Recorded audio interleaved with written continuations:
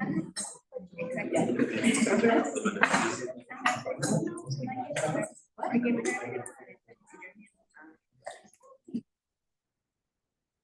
ready, guys. Good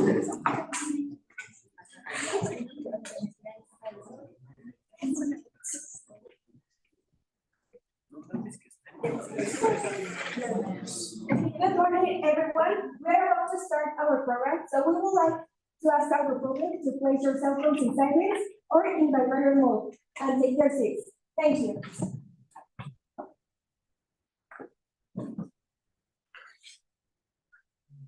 Okay, so good afternoon, everyone. Let us first give a welcome to all from part of the university and the Assembly Committee.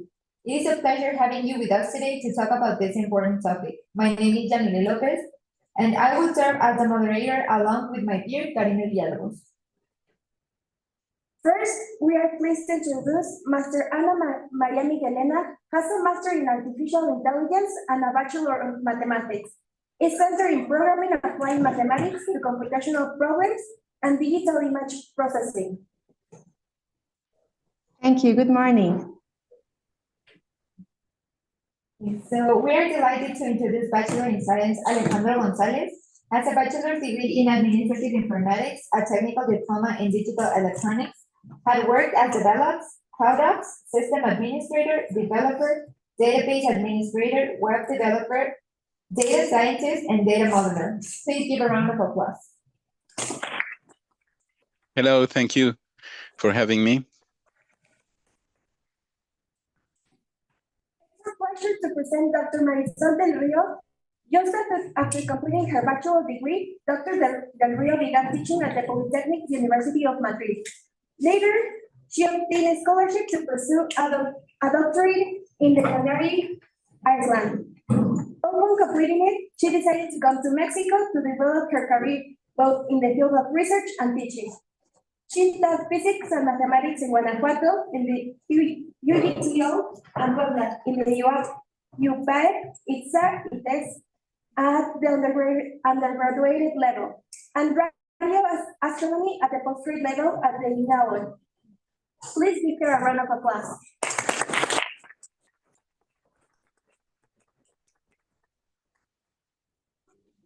We also have the honor to present Dr. Hugo Flores.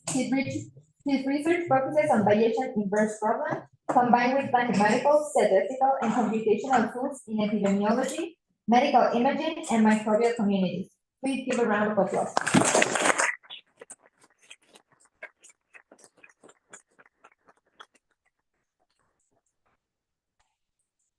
Now that we have presented our speakers, I now declare inaugurated the roundtable.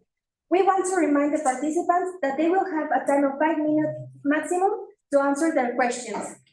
As stated in the agenda, we will start with the presentation, with the roundtable. The answers order will be as follows. Master Ana María Miguelena, Bachelor in Science Alejandro González, Dr. Marisol del Rio, and Dr. Hugo Flores. So the first question is, how have you applied big data and/or AI to your professional work? Please, Master in Science, Ana María Miguelena. Hi. Well, I have used several AI techniques for research purposes. I don't think I have actually ever used big data, like a database big enough to be called big data, because we consider it big data when you have about millions of singular data points. However, most of the techniques that I have used can also be applied in big data. When we're talking about AI tools for big data, most of the time we talk about deep learning, and deep learning are artificial neural networks that have several layers. And some of these neural networks are named convolutional neural networks, and they are used for processing and understanding images. So some of the work I have made for research is to provide a robot with the capability to understand some of the objects and the figures that it can capture with its system, with vision system.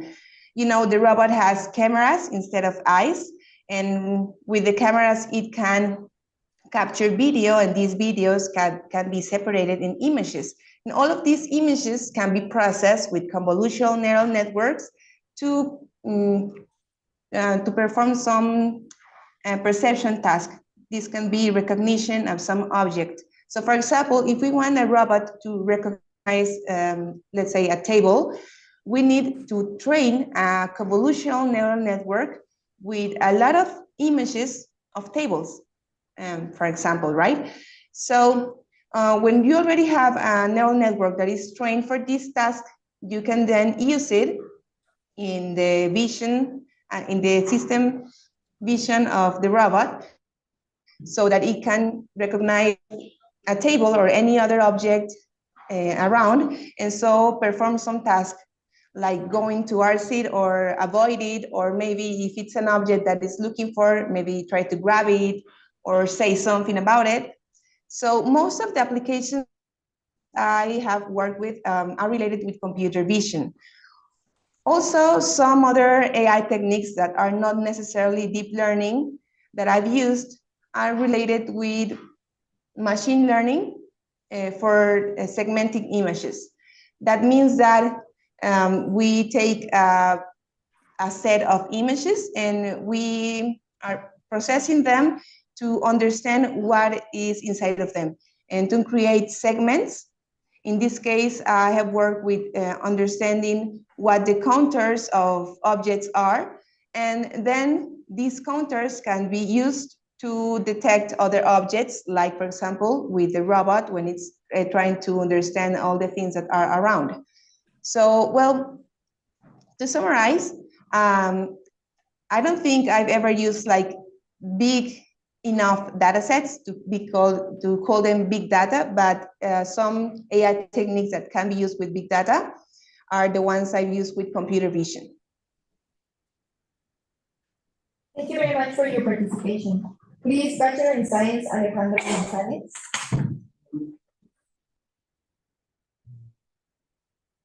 Yes, thank you. Can you hear me? Yes. Okay, sorry, I was having a little bit of issue with my team.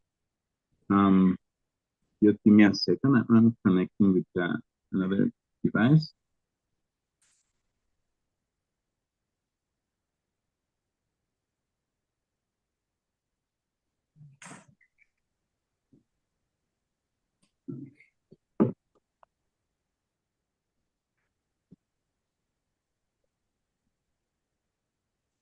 Okay, there I am now.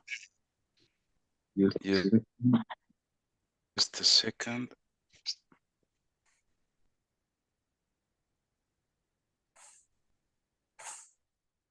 Okay, well, as for big data, well, I work with that a lot because in my line of work, I work with databases, and in the latest job I was working at, I was also working with all the information collected from a product I was being a DevOps at. This product is called Golden Gate Service for the Oracle Cloud.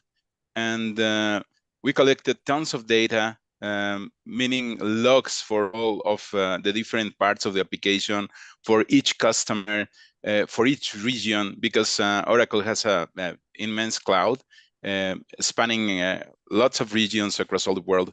So it was really a huge quantity of information. And this meant that we had the problem to pinpoint a single issue in all that information. And sadly, at the moment, we weren't using AI or something like that to get to that information. All we could do was have the information like classified for date. Only we could span a month of data because it was huge information. And the way we did was get just an ID, and the ID was per transaction. And we could, we had to go through all this information while trying to get just the right time to find it. And besides time, we needed to check the ID of the customer of the region to find this information, but it was troublesome, and it was a very slow process. So we could take 20 minutes to find some information from a customer.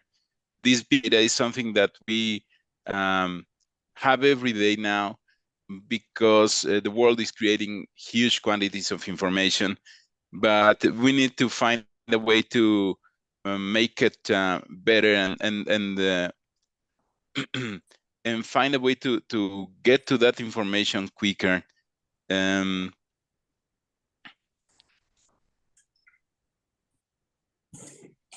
Besides this, we had also for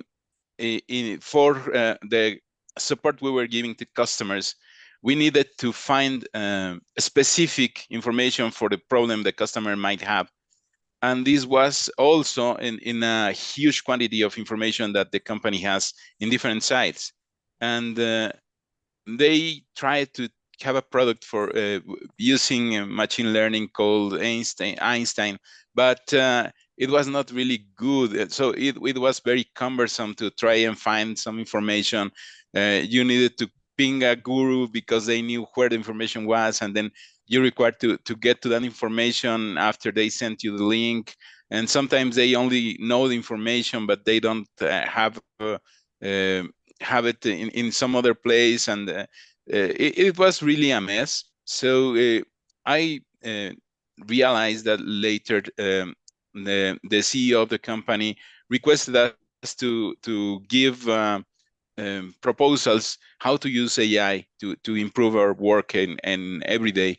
And one of the proposals we were giving, and currently is undergoing, was to have an AI training with all that information, so we could ask directly the AI, and you don't have to be getting lost in that quantity of information. So big data is something that it's been here for a few years, but I think we are just starting to get the hold on how to exploit it and how to use it properly in different companies.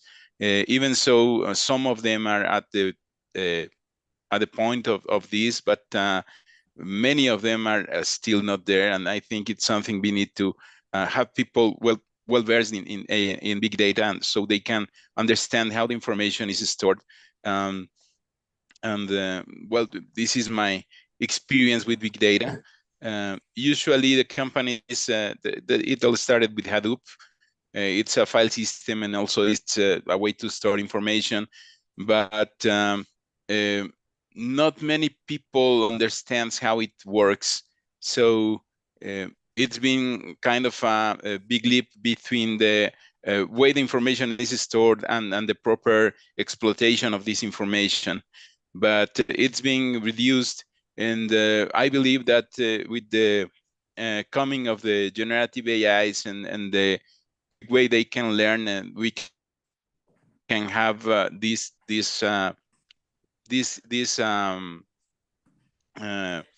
gap closed pretty soon on the different companies that have this gap I mentioned. I don't know if it's clear, or if you want me to go deeper in something of this. Thank you. Thank you so much for your participation. Dr. Soledad del Rio. Hello, good morning. I'm also working not in the range of big data.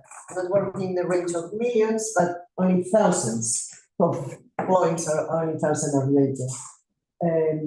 A recent work that I did was study a disease in the eyes that is rarely operable, so you need to have an early diagnosis to avoid going worse with this. This is keratoconus, and till now, what you have to do as a medical doctor is to take an image of the eye, making circles. So you project several circles of light over the eye and take this image. If the eye is correctly shaped, then what you have are circles. If not, you have bumps. And this is not super easy to see in an early diagnosis. So What we did is to take these images, transform in with mathematical transformation into a series of numbers, and then apply what we call machine learning. So to classify if this represents an eye with this disease or not. If we have enough data, we can take with a low budget many images and help these doctors to give a more precise diagnosis about this specific disease. Now I'm working also in the range of thousands, not millions of data, with the cluster, the vitivinícola cluster here in Querétaro, also relating data from space, satellite images, and data from the local vineyards as temperatures, humidity, type of soil, etc. Again, what is the goal of this? First, characterize all the area to check if there's a relationship between what they are producing and the substrates you have. That is, the soil, the weather, the rain, etc., etc. But this is more in the range of medium data, not big data. Thank you very much. So, Dr. Hugo Flores. Good morning. Regarding the big data, well, I don't know really they are big. We just finished our collaboration with Dr. Perez, and we were analyzing Valenciano. It was about 3 million of genes. So for each gene is a pasta sequence. So you have a lot of nucleotides. So I don't know if it's big enough, because at the end it's a text, so the information that you have is not difficult to analyze. And we are just starting, I don't know, maybe see or not, in sports analytics. In the sports analytics, we are using tracking data to analyze the strategy of a team, how it behaves when they, I don't know, maybe in soccer, they are trying to defend or something. So in that tracking data, you may have a lot of records per second for the players. Where's the ball and that kind of thing. So this is my experience in big data, and regarding artificial intelligence is focusing machine learning. What kind of machine learning? Well, I spent a lot of time, well, the master and the PhD, working in a problem to recognize or to try to find the type 2 diabetes. So we were assessing the glucose tolerance of the body of person using 5 measurements of your glucose levels for each person. And with that, after you have a big amount of patients, not a lot, but around 300 patients, we are trying to have something like a clustering.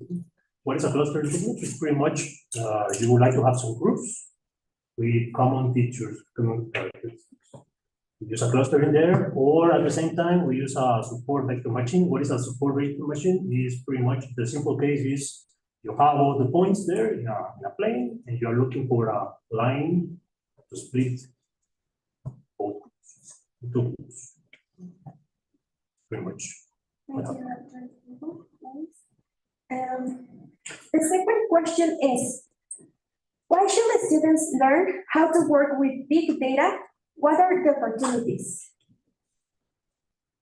Master María Miguelena, please can you? Yes, thank you. Well, a lot of organizations are going through a process that is called the digital transformation. This means that they are migrating all of the tasks that they still perform by analog means to digital means. So every interaction they have with customers, it's going to pass through a computer.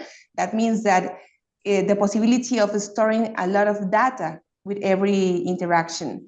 And maybe a single data point does not give a lot of information, but when you have thousands or millions of data points of interaction of customers with some services, well, there is some information stored there, and you can detect tendencies and behaviors that if they are analyzed correctly, they can help the company to make better decisions and to take actions that potentially can benefit in profits or even to prevent losses. So this digital transformation is an ongoing tendency in a lot of companies, but in general, in the future, probably all of the companies are going to be digital, or at least most of the information is going to be stored digital. So companies are ever more aware that all the decisions that they take should be based on the data, because there is where the information about how the organization is performing, well, is encoded there. It's not accessible through the human eye, so we need specialized techniques to access it. So I think that every company in the near future, probably in the present, already some companies are doing it, well, but every company is going to have to assure that they are using the right means to collect the data, to process it, to analyze it, and to make predictions in a useful manner. So that is why these kind of specialists are going to be in high demand. Thank you. Thank you very much. Bachelor in Science, Alejandro González.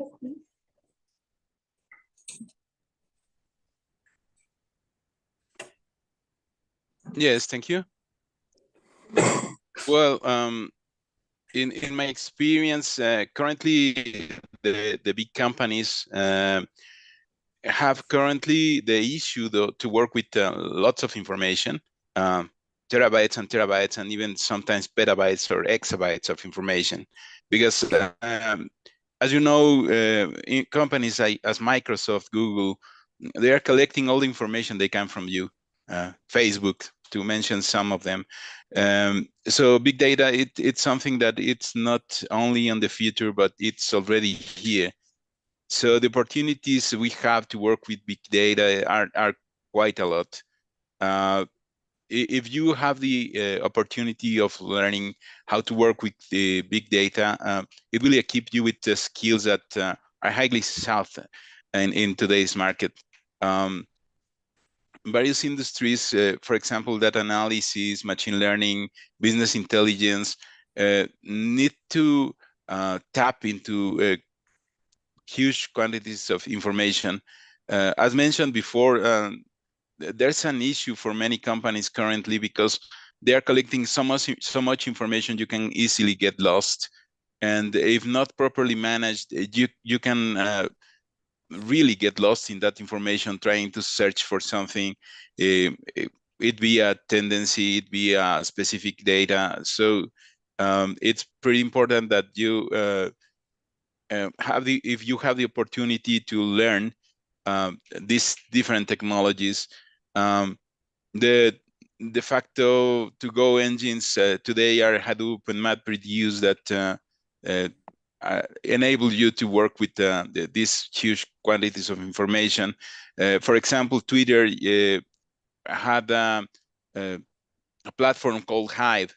All of them are under Apache's licensing and Apache's company, but later on they found out that they needed something better, and they are using currently Storm and Hero. So lots of different engines are being worked on and are being created, and as we speak they are being improved. Kudu, Presto, there are lots of different engines, but if you have the opportunity to learn, to find out how any of these works, even the basics that it's Hadoop, you will have a step on to be able to cope into this kind of big data marketplace we have today.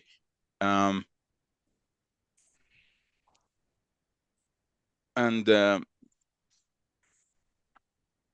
also, not only you can contribute to technological advancements, but all of these are driving innovation and create positive change in each field. So big data is something that it's really soft for many companies, and it's something that it's sometimes half-baked, but sometimes it's being solidly used by many companies.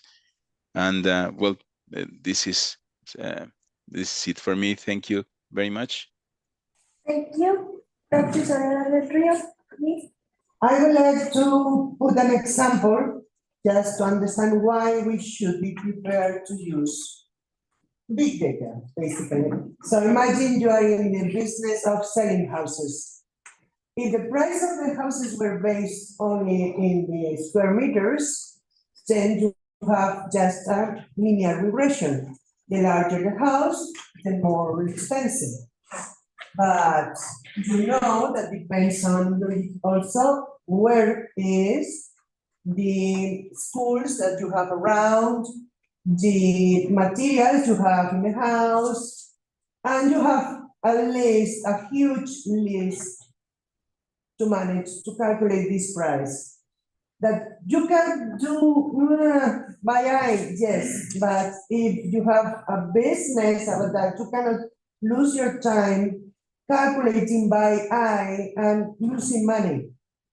So this is just for houses. Imagine a more complicated business where you have much more information that you have to handle to optimize the profit. So in general, we are in a world with many information. And if we know how to handle the information, we are in a privileged position. So yes, we need to know, we need to understand how is information used, how to manage this information, also to prevent wrong use against us. So I think it's really important not to be an expert, but to know enough to understand the processes. Thank you very much. Please, Dr. I don't know what to ask. Maybe so. Here we are in STEM week, but for sure, all business intelligence approach is based on big data and artificial intelligence. So for sure, it's not something associated just for STEM. If the power storage increase a lot, and we have a lot of data. And guess what?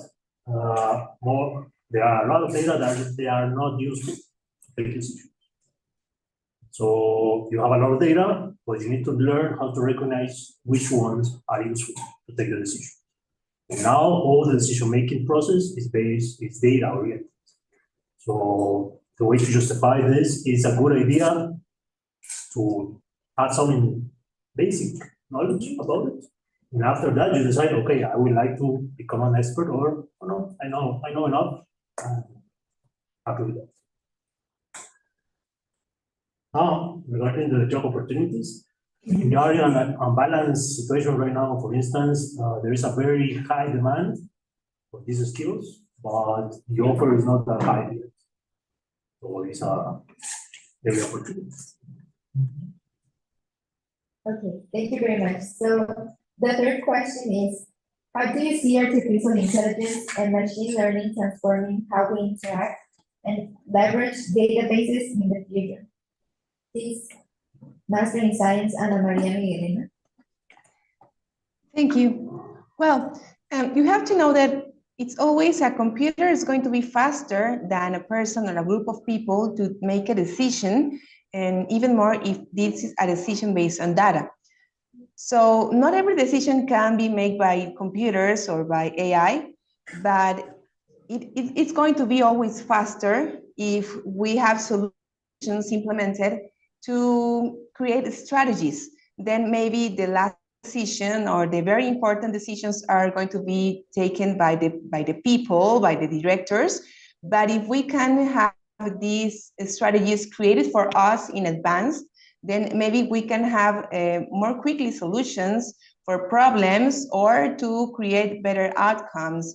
And we're talking about very important decisions that sometimes mean money, right?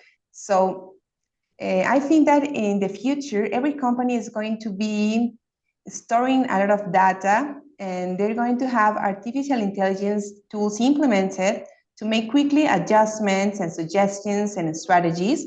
And then a strategist or a director is going to take the best outcome possible by selecting one of the strategies or by taking into consideration the information that is extracted by the AI tools. Thank you. Thank you, Master, for your participation. Please, Bachelor in Science, Alejandro González. Yes, thank you. Well, all my life I've been working with data as a DBA and as a DevOps. So one thing I find very, very attractive is that there are currently several LLMs that can help you create queries and then can interact with the information directly. So this becomes a pretty easier way to interact with information.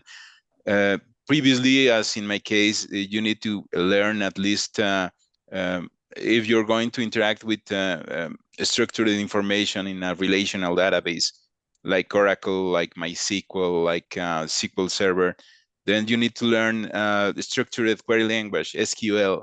It's the de facto for the relational databases.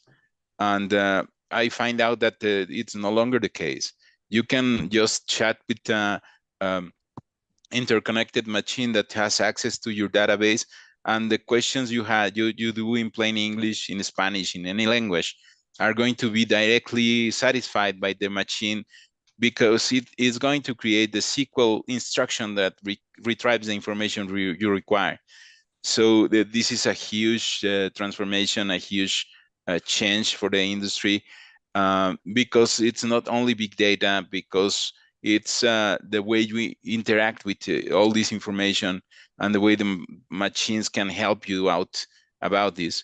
For a year now, we have been the revolution, for example, with Copilot, that Microsoft is giving for free, and not necessarily for free, but if the company has a contract with Microsoft, you will have access to Copilot.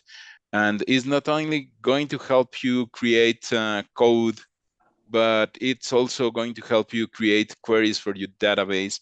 And you can just maybe not give it access to information, because many companies also fear, and this is public, but you can run this kind of large language models locally in your machine, locally at your company, and then give them full access to your database. And then you have this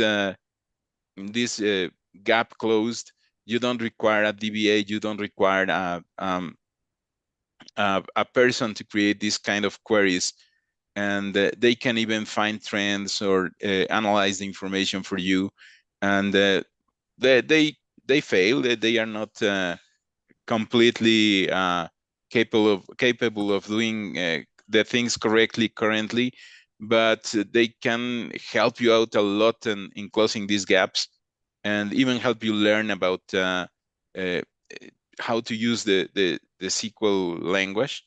So I see the interaction with the databases much easier and publicly available, something that was not there before. And this is what I see for current trends about the communication between you and the databases using the help of AI. Thank you. Thank you very much. Please, Dr. Del Rio. I have very few to add to these two magnificent talks, but for me, this is a tool, a wonderful tool that is going to help us a lot to make easier our life. But as any tool, it's just this. We need a person behind this, because the last decision should be personal. The tool, as any tool, can be used for good or bad. So is not, things have no soul, so they are not good or bad per se. It's how we use them. I think this is a wonderful tool that without knowing we are using every day. You put Netflix and you have, I recommend you to see this and that. This is due to machine learning based on big data. So we are using these for good things, for very bad things. And I think the most important part is that it's unavoidable. We are going to have this in our near future.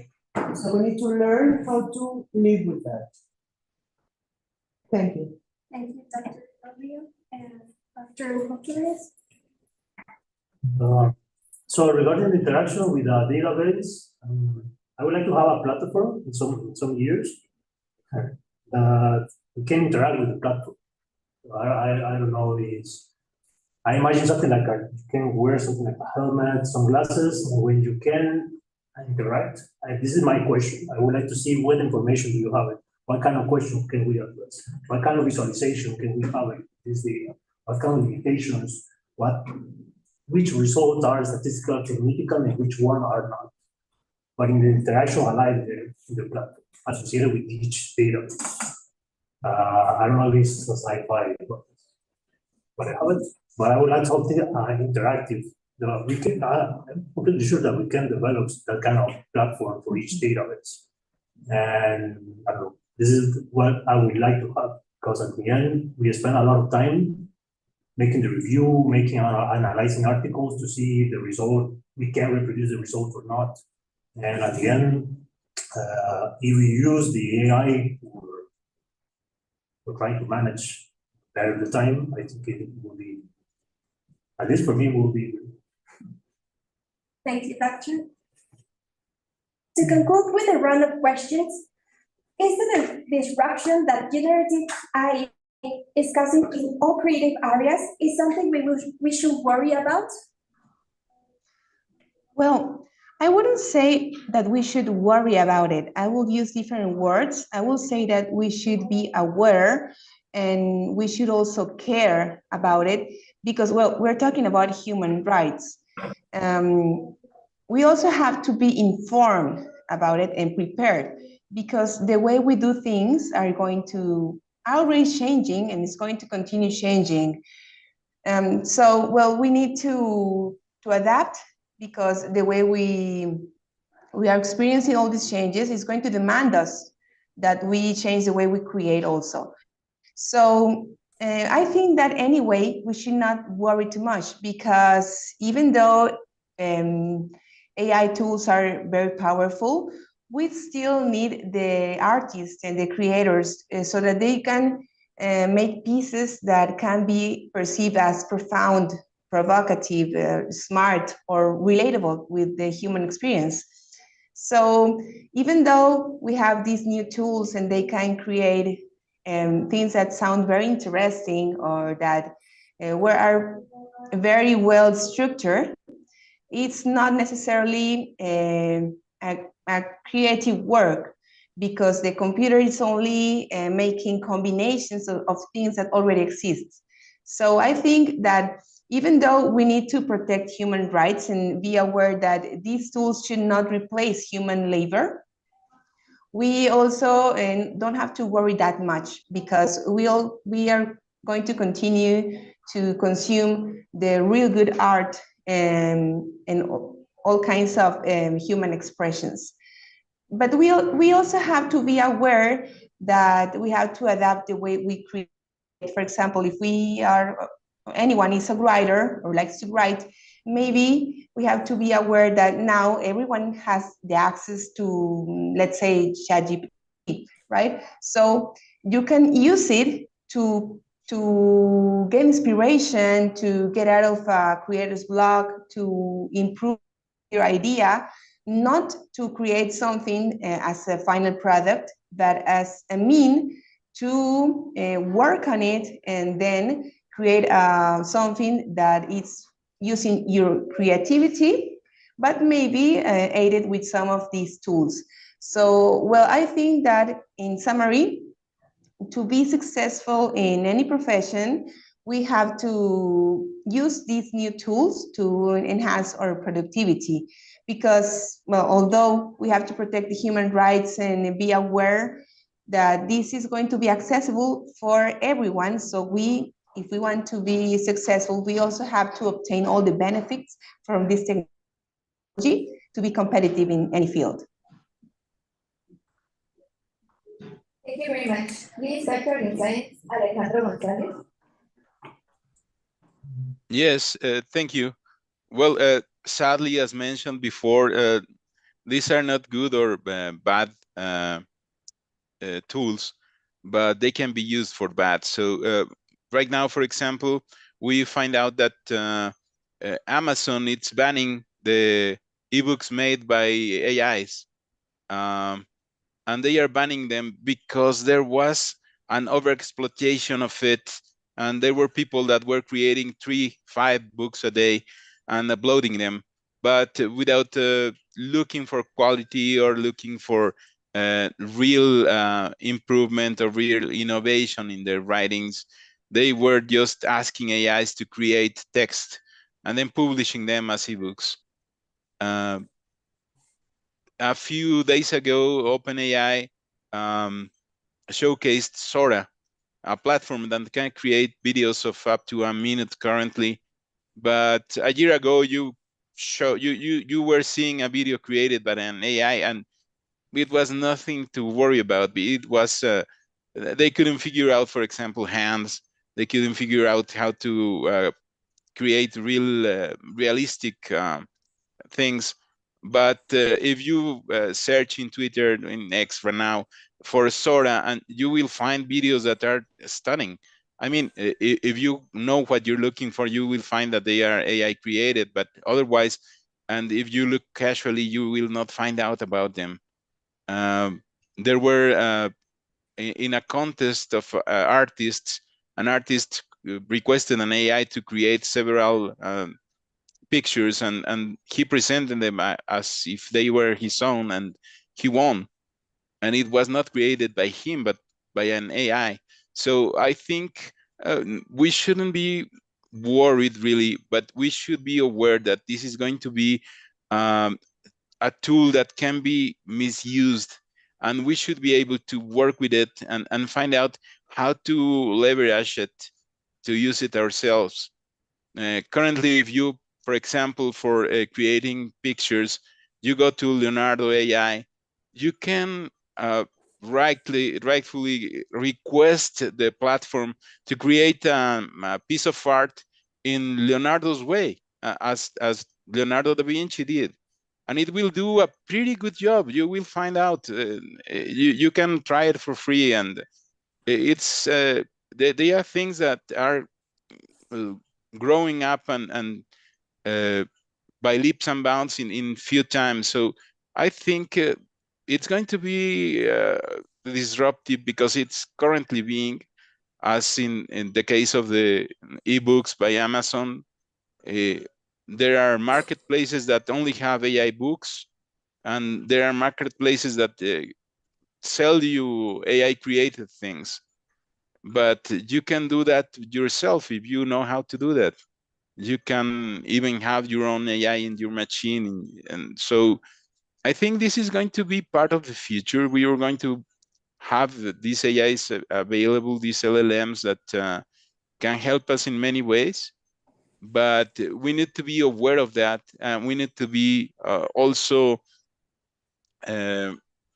aware of what they can do for us and what we should look out for in case that we need some, for example, logo. There are lots of different places where you can create a logo for free, and it gives you not one, not five, all the different choices you want to select one. And this, I think it's changing a lot of things we did before, because we have this available currently, and it's not being so quickly overseen. So there are no laws about it.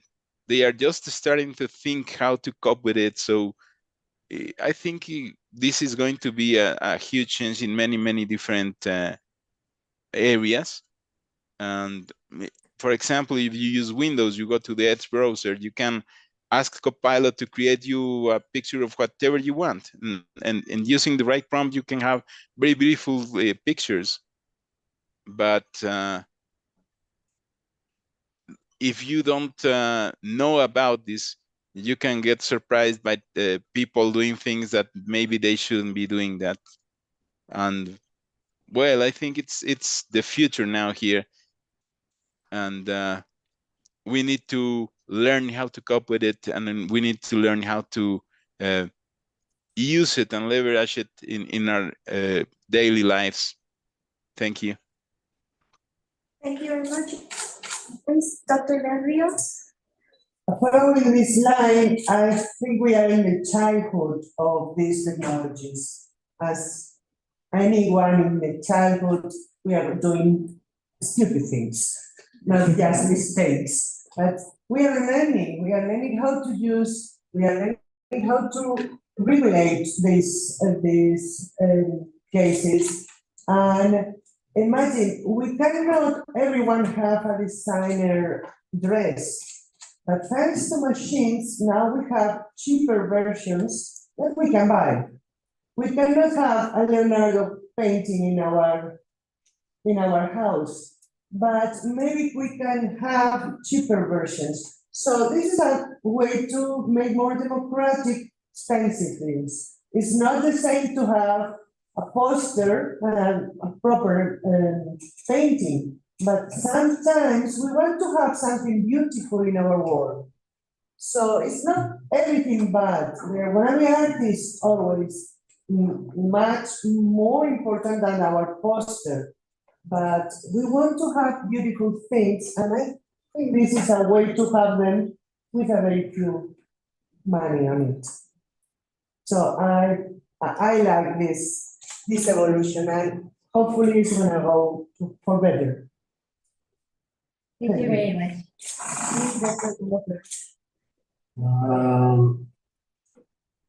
Yeah, I think in general it is an amazing tool. We need to be aware of what is useful. It is a bad idea when we start using that to avoid getting knowledge, to avoid developing a skill or something like that. To have a shortcut in the bad sense. Otherwise, I think it's a fantastic tool, and it may be used for a lot of things. Of course, I agree with the Rio. There is a lot of things that we haven't addressed yet. Since not everybody is aware of how it works, it is difficult to try to have a balance in what direction we must take. So I once said that we need to be concerned, we need to be worried. I once said that, but we need to pay attention. Of course, if we are otherwise. Well, thank you very much. So now we give proper closure to the roundtable by giving the space for the public to make their question.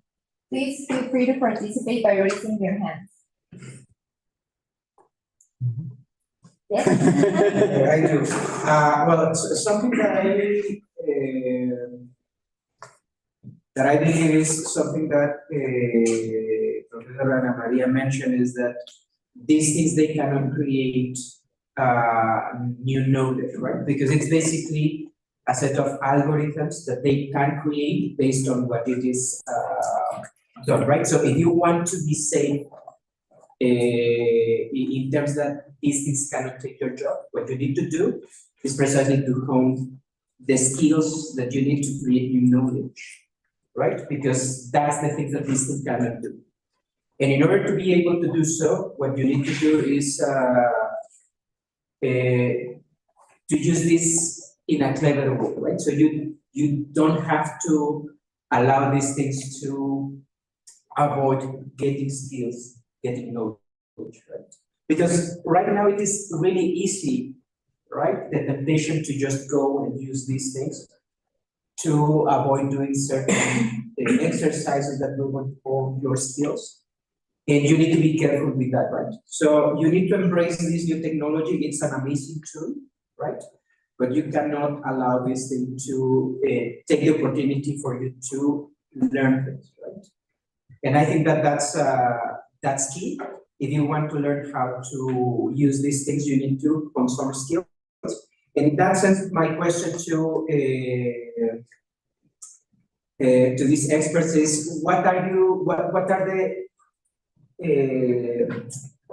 the skills? What are the knowledge that you think young people need to know to try to understand and use this technology, but cleverly, right? As a tool and not as just something to get away with getting the knowledge. Right? That's my question. The question is for Or anyone who wants to answer. I can make a comment. Maybe it's not answering the question, but I think that we are going to be, and I say we, well, all of humans, we are going to be very good at detecting what has been created by an AI. So with the time that we are going to be like flooded with all these things created by AI, it's going to be very simple for us to start to recognize it easily. Like, this is not made by a human, it's made by AI. It's already happening, but it's going to be even more easy for us to recognize it in the future. So I think we are not going to be fooled that easily.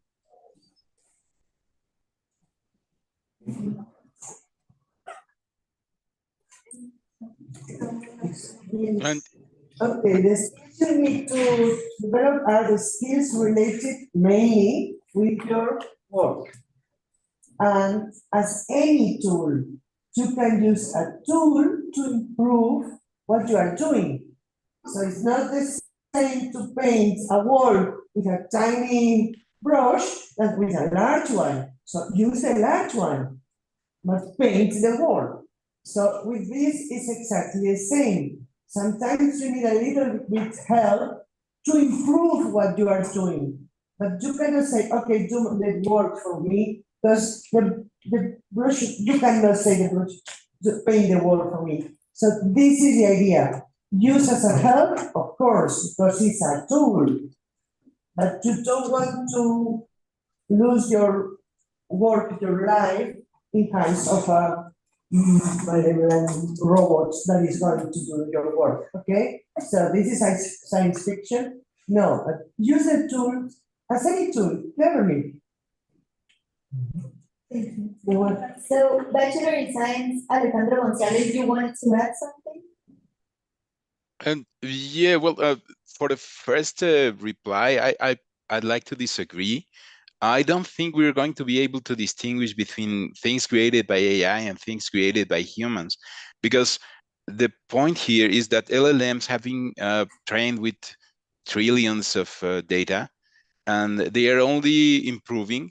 The engines are each time being used with more and more information, and a painting created by Leonardo AI, for example, if you ask it for a specific painting and created in an artist, a specific artist, since it's been trained with all the information they could get, that it's also a problem, because many artists didn't agree to have their works being used to train an AI, and they've been training this with a lot of information.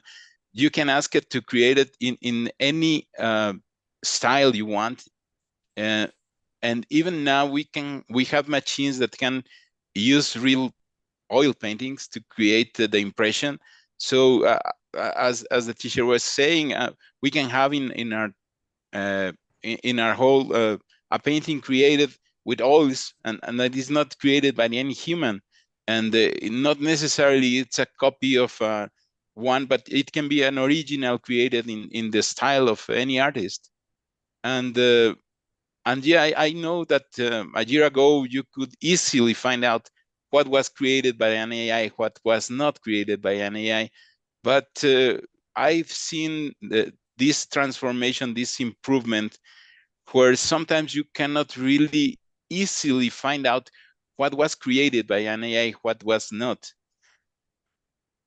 So I think this is going to get more complicated in the future, but I think we need to create this base where we can leverage these AIs and use them for good, and know what an AI can do, because the advantage for LLMs is that they don't require you specialization.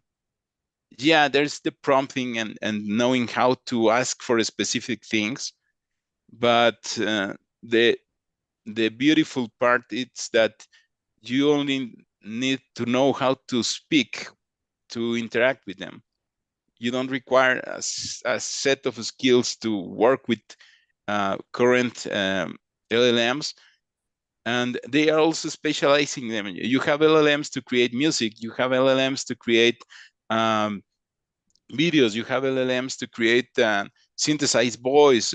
So we are also seeing them widely available in different contexts.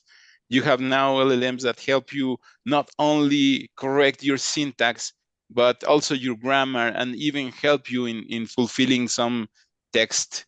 You have LLMs that help you create a logo, but you also have LLMs that help you create a symphony if you want. And I think each time it's more difficult for a human being to find out what is created by an LLM and what is it not.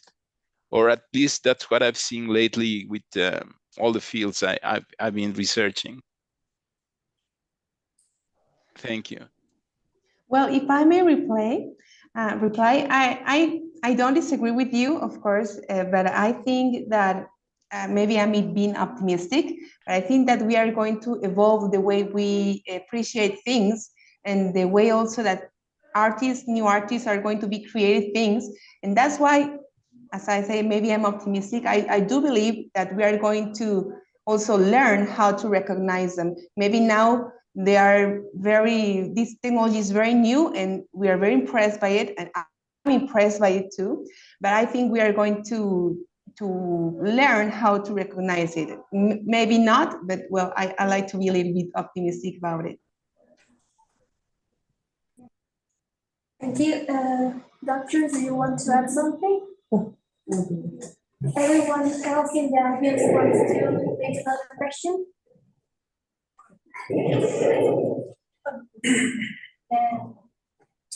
So, Dr. Rio had mentioned that AI is a tool that currently we use not on a daily basis, but it has allowed us to exploit different areas of education purposes as well. But my question is, the internet was invented in 1983. It started its public use in 1993. And it allowed everybody to be interconnected around all the world. But today, in today's society, now we also depend on internet for many things. So I want to know, what are the implications, or what are your thoughts on how the evolution of AI is going to impact our lives? And if at a certain point of this evolution, are we going to have a dependency on AI? I think we will learn to live with that. As a funny example, in the first trains, women pregnant weren't allowed to go because it was too dangerous to travel at 25 kilometers per hour for the unborn baby. So we have a lot of fear, a lot of prevention against changes, but they are here. It's not coming, they are here to change. And as a few decades ago, as you said, internet was something just for scientists or large companies.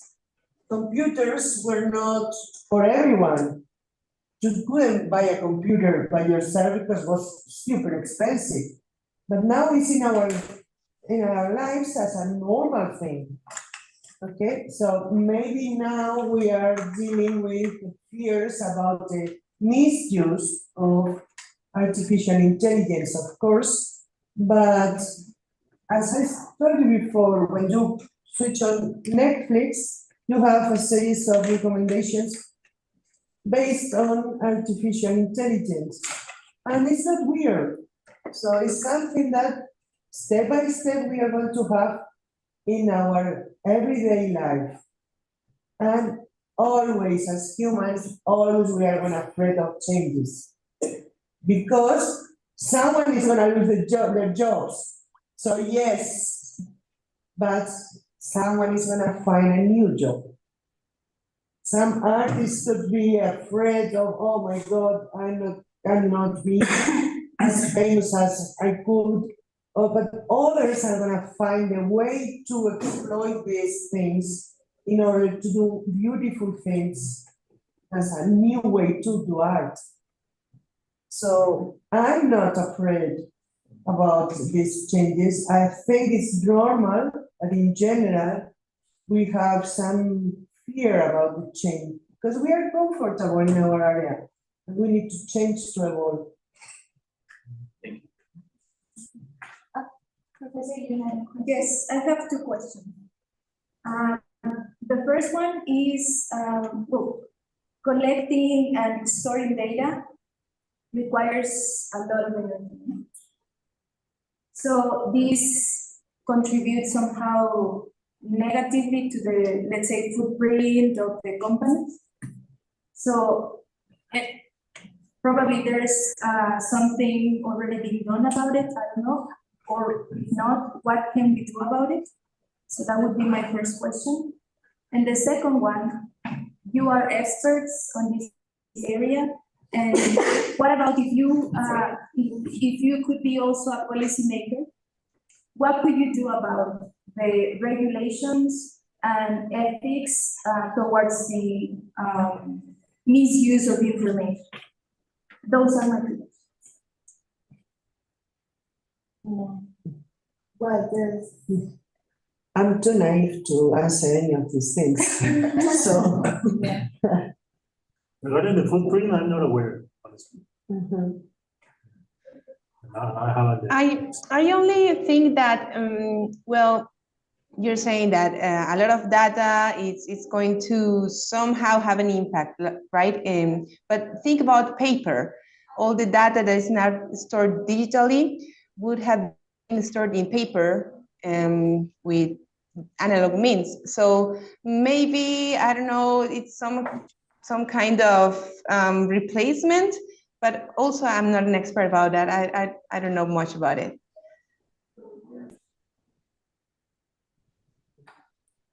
I think we are users more than designers in general. Okay. Everyone else in the audience have a question? Okay, regarding what, I mean, the previous comment from him, I don't know his name, about these things that maybe are going to impact our lives so hard, or it's gonna change our life, like the internet and the computers are nowadays for us. We all people didn't grow up with us. We grown up with different toys, with different things. We had to do different things, and then now we are adapting. You now will be adapting to the new challenges. But I still believe, and I think that I am also optimistic that humans will always find a way to enjoy the things without that. Because, for example, now, well, maybe in the future it's gonna be different, I don't know. But for now, for example, I still enjoy going to the pool and feeling the water. And I don't need my computer for that. I need my computer for other things, but we are still enjoying the things without those things that, yes, maybe we are depending on them for several things, but we are still human, so we still need different things. So I truly believe that that is going to happen also with the AI.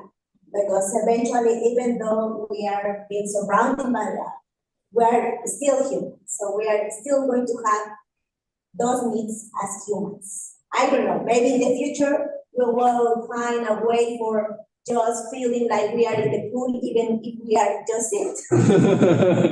I don't know if that is going to happen eventually, but I think that we are always going to find a way. We are always going to have some things that cannot be done by a machine. Like, I don't know, right now I was remembering the movie, I don't know if you have seen this, the movie from Disney, Wall-E, when they were just like, and then they eventually they had the chance to touch each other, and they recognized that they were feeling good with that feeling, with that touch.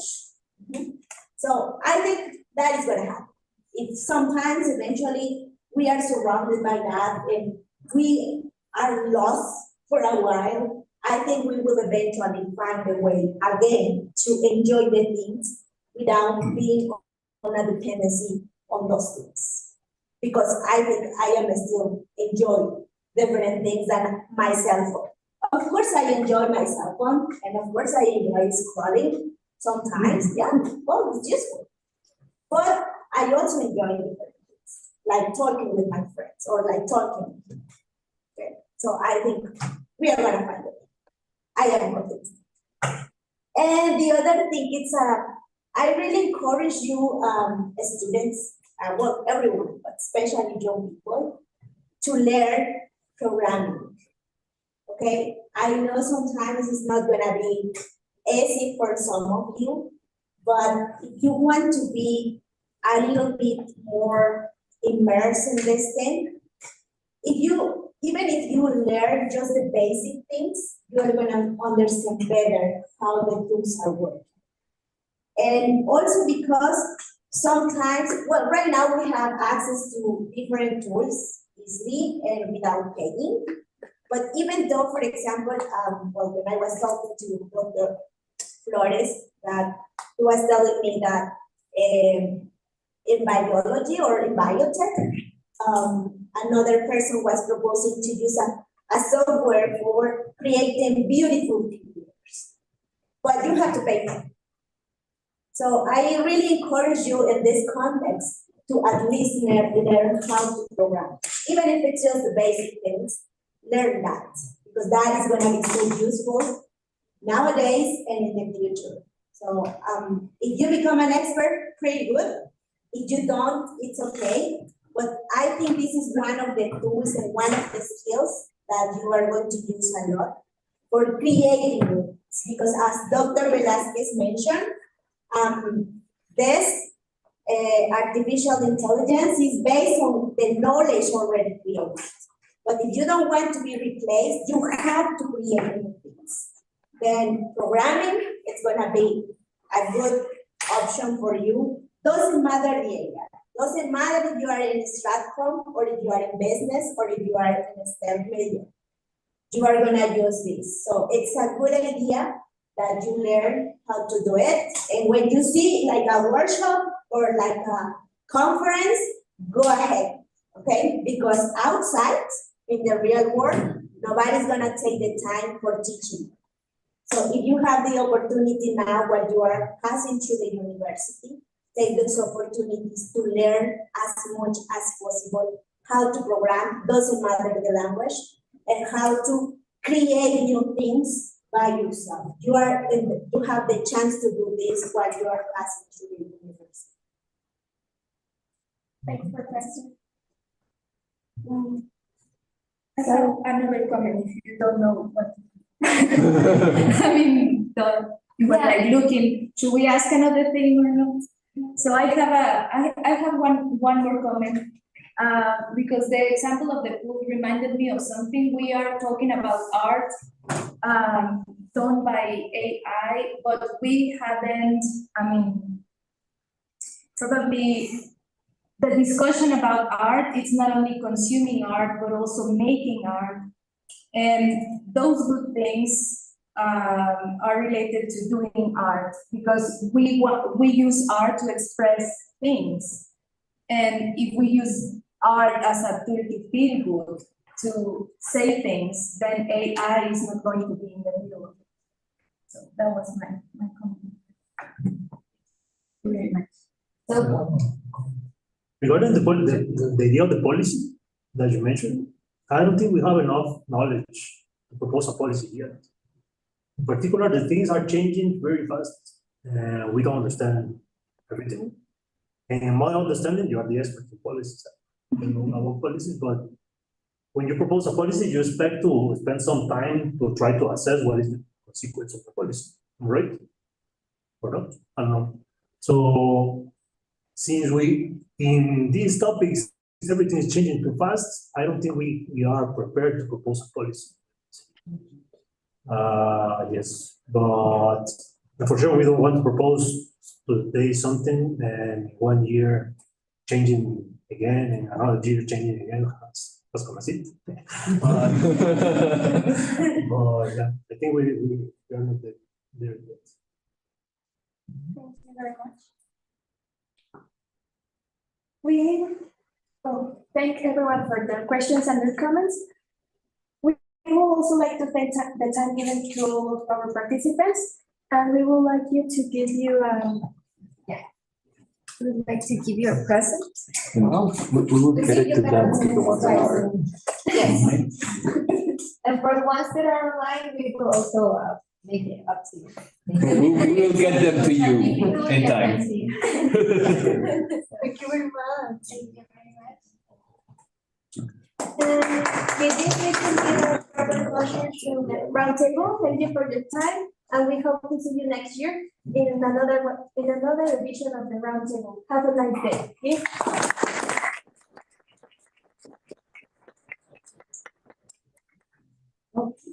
We stand or? You can sit down if you want.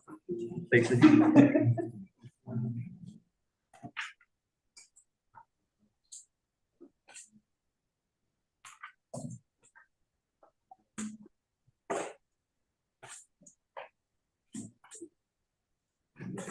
Thank you. Thank you very much. Thank you, doctors. Thank you to the Master of Natural Science. Bye. Thanks for having me. Thank you. Thank you.